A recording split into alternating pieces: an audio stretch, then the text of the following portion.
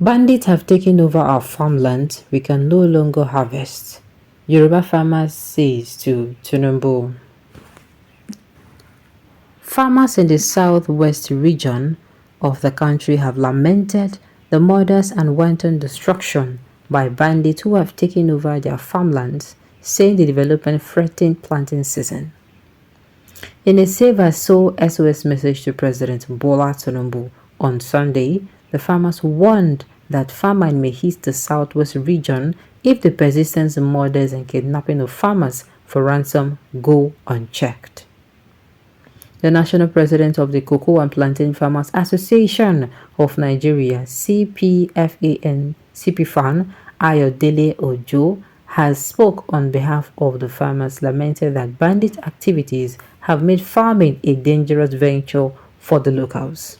Mr. Ojo observed that farmers in states such as Ogun, Ekiti, Osun, and Ondo, including neighboring Edo communities with big farms, could no longer access their crops for harvesting due to fear of banditry in their respective areas. We are in a very difficult situation now because we cannot visit our farms, said Mr. Ojo. Many of us have not been to the farm for weeks now because of the fear of being kidnapped by these terrorists that are marauding on our farmlands. Mr. Ojo alleged that the bandits now control many farmlands, harvesting their produce unchallenged and grazing some to their cattle. These people, the bandits, kidnap farmers for ransom, and if any farmers fail to pay, he can be murdered. We need security agencies to come to our aid. Our means of livelihoods are now being threatened, and our lives are in danger. Even our children cannot follow us to the farm again. They are now scared of getting slaughtered or watching their parents being abducted by these bandits. We are asking the president to attend to the issue urgently, he stated. Mr. Ojo said the farmers outrightly rejected the creation of grazing zones for the herders across the country. He stated that the advice given by Mr. Tinubu to the governors to provide land for grazing in their respective states to address the protracted farmer-herder crisis in the country would be resisted by the farmers. Mr. Ojo observed that creating such a grazing zone is another invitation to renewed clashes, urging Mr. Tinubu not to contribute to food insecurity in the southwest region. We totally reject President Tinubu's proposition to create grazing zones, said Mr. Ojo. He added that what we need to do at the moment is to find the solution to the problem of food scarcity and how to encourage farmers to grow more food and not allow another round of destruction. He asked the National Assembly to intervene in Mr. Tinubu's demand for a grazing zone, noting that funds should be allocated to the agricultural sector. We all believed in the capacity of the President Tinubu to solve the problems befalling Nigeria, but want to beg him to allocate more funds to the educational sector, agriculture sector to find a lasting solution to the challenge of food scarcity looming in the country, Mr. Ojo said. Okay, farmers they come outside the year and say they don't almost do it in the I don't see shege.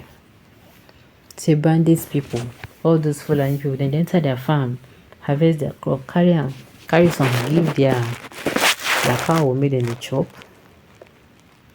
We'll never see anything yet. The worst is yet to come because nothing good will come out from Tinubu. But the word on no here. Let them have grazing zones in their own state in agreement with their own Labour Party chairman and government. Let them have the comparative advantage in that business.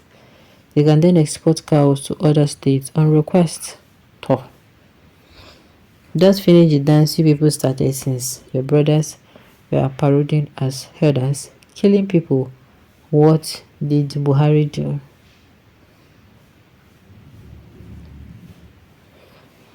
See your military correspondents are required.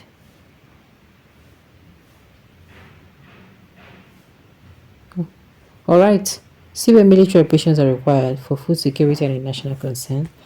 Can the president attend to this matter of urgency? The school is looking away until the havoc is done and sending sympathy to condolences.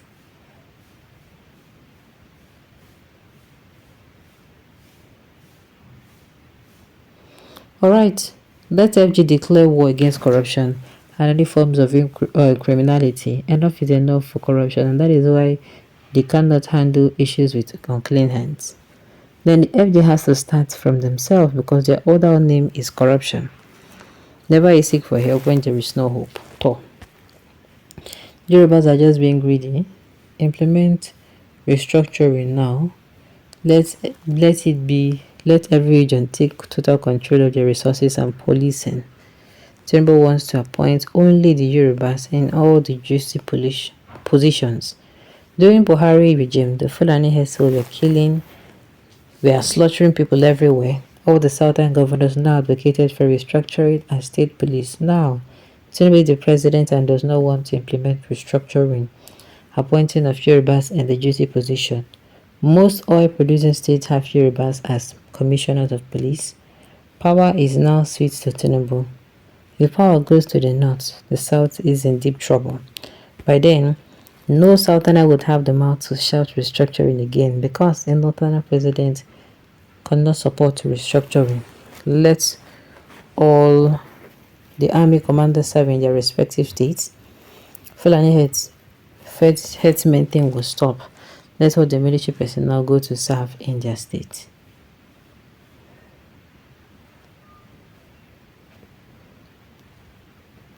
Alright, it is because of your power greediness, which will not favor him at last. Tinubu do the needful and right will him in God. Those telling you second term are deceitful. Some of you are animal.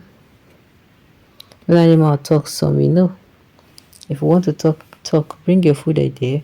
But because of hatred and tribalism, you abuse the entire tribe. But when my person mention Obi or Igbo, now you will see abuse and rubbish talk. Where is the maturity? Come on, to talk to you anyhow to other tribe is bad.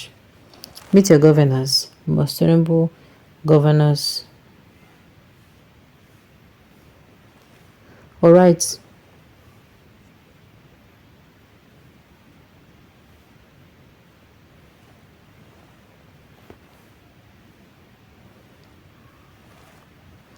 Alright. Meet your governors.